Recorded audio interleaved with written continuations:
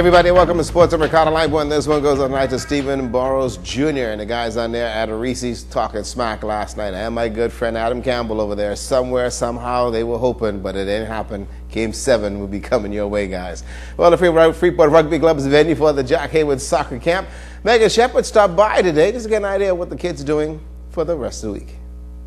Students aged 5 through 17 will be spending the entire week at the rugby club because the Football Association of England is bringing football to Grand Bahama, or as we call it, soccer. The week-long camp is geared toward developing the skills of the kids while having tons of fun. Skill coach Suey Smith says so far the kids are definitely having a blast. Sun's shining, so what we're trying to do is some football skills, some ownership for themselves, to develop themselves as footballers and just have a good time. In the morning we do a lot of skills, so whether it's passing, dribbling, shooting, 1v1 games. And in the afternoon we have a coach's challenge where yesterday we lost, and then we have a little mini World Cup competition where we get them all together and play some games. Skills coach J.C. Scott says that while all of the kids are learning the fundamentals of soccer, they're using different techniques and challenges that are suited to their individual abilities and skill levels. I've been working with the 5 to 7s and the 8 to 9s, and it's been a great experience so far. Very enthusiastic, lots of energy, as you can imagine. With the younger ones, we're working mainly on their fundamental movements, which, their ABCs, their agility, their balance, their coordination. We try to set things up so they work things out for themselves as well. So it might be little tag games where they decide where to go, left, right, can I dodge, can I try and take someone on. So it's all about them and their movement patterns. Now, skills coach Scott Davis has been working with the oldest group of children, and he says he's seeing a lot of potential here on the island. I'm working with the older children, so from 12 to 17.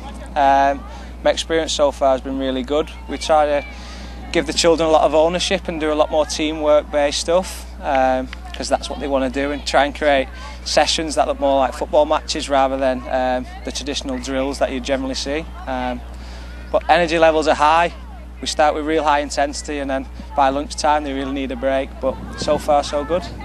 The camp closes out on Friday, and coaches say it's going to be a fun, relaxing day for the kids. Megan Shepard, ZNS Total Sports. Well, folks, the V3A's Nationals will start on Friday at the Grand Bahama Sports Complex. Went out there, and it is looking pretty good for Friday. The work to the track and field facility at the Plex is almost completed for the BTC National Track and Field Championship. The Grand Bahama Power Company linesmen working on the lines in the parking lot and on the track. Deputy Director for Sports and Administrative Youth Sports and Culture, Coach Glassdemo McPhee, says the work is almost completed. What we are doing as a staff here at the complex is giving a facelift to the whole complex, the entire complex. We having the stadium the same color as we have the track, and so we want to make sure that when we have visitors come here from New Providence and other family island, they are impressed.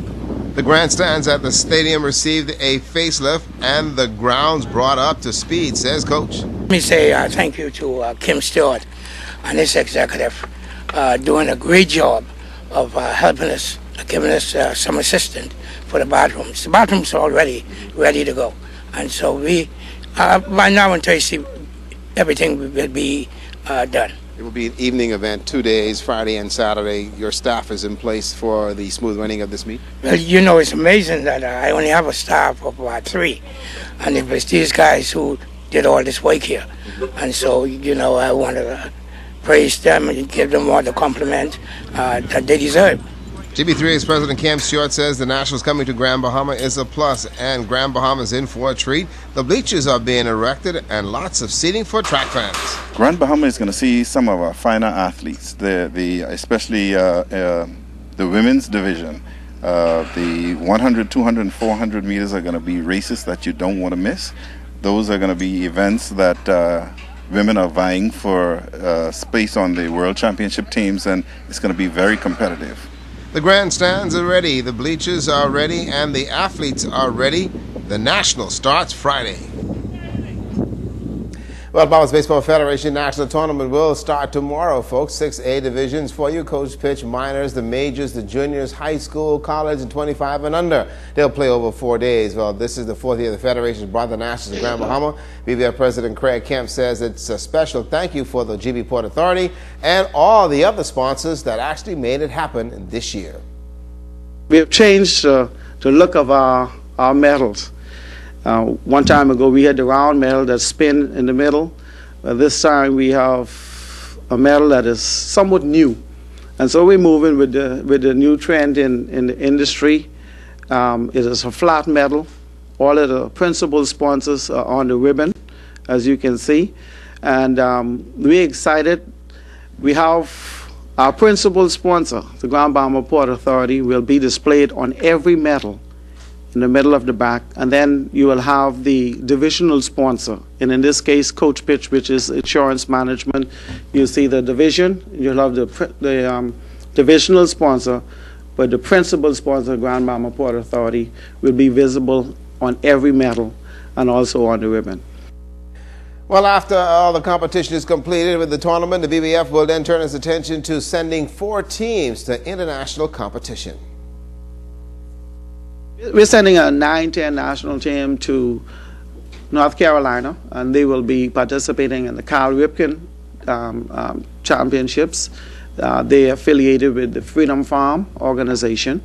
Then we will be sending a 11-12 team to Puerto Rico, and they will be competing in the Little League championships for the regional. We send a 15-16 team to Puerto Rico, and they will be competing in the Pony League championships, and then we send our big boys, the seniors, to Canada to compete in the World Baseball Challenge. Well, the technical meeting is set for about 8 o'clock tonight. That'll be the Royal Islander. They will start ball play tomorrow morning, and that's going to be very early at 8 a.m. And I got to say to Daphne Saunders Neely, you didn't call me today, wonder why. And Jessup Johnson, the next time I tell you something, you better believe it. That's a look at your sports tonight.